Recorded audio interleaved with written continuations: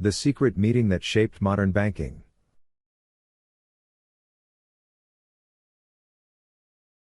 The gathering at Jekyll Island.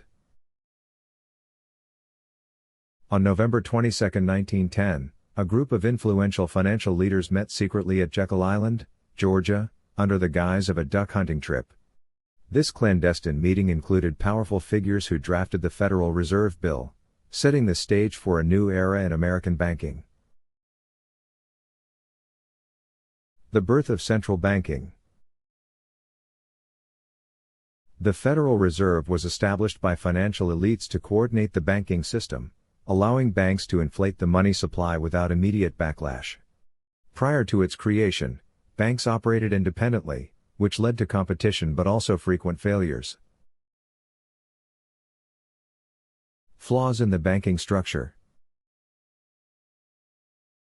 The Panic of 1907 highlighted the vulnerabilities in a decentralized banking system. With banks failing to redeem notes for cash and gold, the stage was set for a more controlled, centralized banking system that would benefit the elite. The mechanisms of money.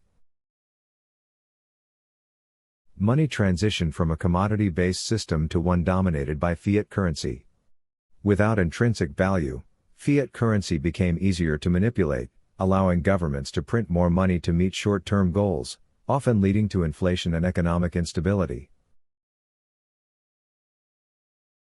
Capture theory and regulation. Capture theory posits that industries often influence regulation to secure favorable outcomes. This has been evident in cases where regulatory agencies fail to enforce rules against major financial institutions, leading to a power imbalance that favors the wealthy. The impact of the Federal Reserve. The Fed's creation of money contributes to income inequality, where new money disproportionately benefits those closest to the money supply, leaving the average person with delayed advantages and increased cost of living. The cycle of economic instability.